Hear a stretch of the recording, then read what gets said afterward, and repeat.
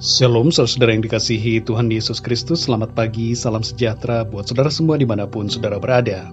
Damai dan sukacita oleh Roh Kudus melimpah senantiasa dalam hati dan kehidupan saudara semua. Sebelum kita mendengarkan renungan firman Tuhan, mari kita berdoa. Bapa kami yang di surga, Bapa di dalam nama Tuhan Yesus Kristus, terima kasih kami mengucap syukur untuk pagi ini. Kami kembali ada oleh karena anugerah Tuhan. Dan saat ini Tuhan, kami rindu untuk mendengarkan sabda firman-Mu. Urapi setiap kami, dan jamahlah hati kami ya Tuhan, untuk kami dapat mengerti setiap kebenaran firman-Mu. Dalam nama Tuhan Yesus kami berdoa. Haleluya. Amin. Saudara yang dikasih Tuhan, ayat renungan kita pada saat ini terdapat di dalam Matius 25 ayat 14-30. Saudara dapat membacanya terlebih dahulu, kemudian kembali lagi kepada perenungan ini. Saya akan membacakan ayat yang ke-14. Matius 25 ayat 14, tertulis demikian. Sebab hal kerajaan sorga sama seperti seorang yang mau bepergian ke luar negeri, yang memanggil hamba-hambanya dan mempercayakan hartanya kepada mereka. Saudara yang dikasih Tuhan, dalam Matius 25 ayat 14-30, terdapat sebuah perumpamaan mengenai kerajaan sorga, di mana tiap-tiap hamba, yaitu tiap-tiap orang percaya, diberikan talentanya masing-masing sesuai dengan kemampuan mereka. Perumpamaan ini berbicara kepada kita tentang 4 hal.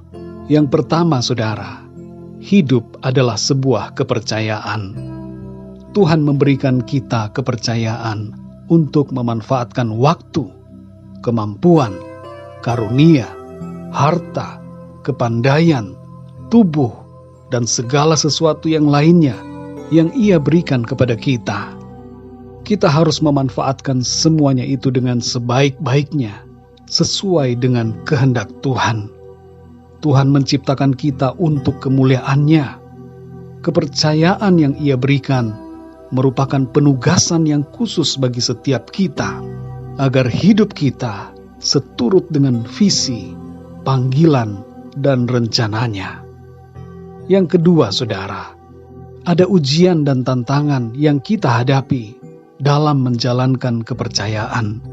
Tapi walaupun demikian, jangan kita kalah dengan ujian dan tantangan itu.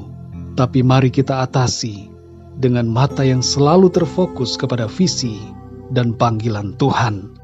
Dosa dan keinginan hawa nafsu duniawi ditawarkan kepada kita. Iblis ingin saudara dan saya jatuh dan gagal. Kita perlu mewaspadai adanya berbagai tipu daya setan yang menarik dan yang hendak menggoyahkan iman kita. Kasih kita kepada Tuhan akan mendorong kita untuk melakukan yang terbaik dan tidak menyerah meskipun ada banyak tantangan dan ujian. Saudara yang dikasih Tuhan, ada orang-orang yang mencintai Tuhan selama mereka bisa memanfaatkan Tuhan. Tapi mereka akan berhenti mengasihi dan menjadi tidak bisa dipercaya ketika mereka merasa bahwa Tuhan tidak bisa memenuhi keinginan mereka. Janganlah kita menjadi seperti yang demikian, saudara. Jadilah pribadi-pribadi yang dapat dipercaya dalam sepanjang umur hidup kita. Yang ketiga, saudara, Tuhan memberikan reward atau upah, penghargaan bagi kita yang menunaikan kepercayaan itu dengan baik dan setia. Sebenarnya kita melakukan tugas kepercayaan dari Tuhan bukan karena kita ingin mendapatkan reward, tapi karena kasih kita kepada Tuhan.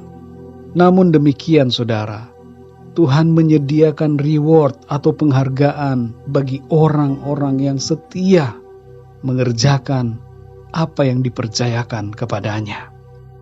Hal yang keempat, saudara, hukuman akan tersedia bagi mereka yang menyia-nyiakan kepercayaan Tuhan. Kepada yang tidak taat dan tidak setia pada kepercayaan yang diberikan oleh Tuhan, maka hukuman yang setimpal akan dialami. Tuhan tahu dan melihat apa yang kita perbuat. Selama hidup di bumi, marilah kita setia dalam mengasihi Tuhan dan mengerjakan pekerjaan-pekerjaan yang baik yang dikenan oleh Tuhan. Dalam 2 Korintus 5 ayat yang ke-10 dikatakan, sebab kita semua harus menghadap tahta pengadilan Kristus, supaya setiap orang memperoleh apa yang patut diterimanya, sesuai dengan yang dilakukannya dalam hidupnya ini, baik ataupun jahat.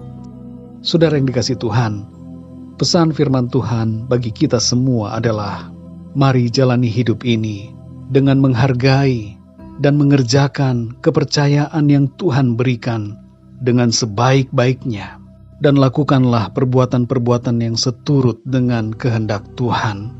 Hidup adalah sebuah kepercayaan dari Tuhan.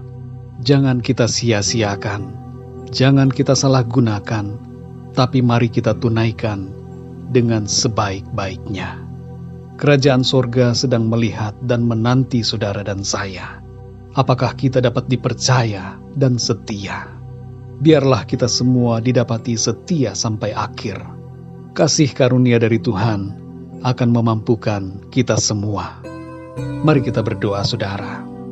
Bapa kami yang di sorga, Bapa di dalam nama Tuhan Yesus Kristus, kami mengucap syukur ya Tuhan, oleh karena kebaikan-Mu sampai saat ini.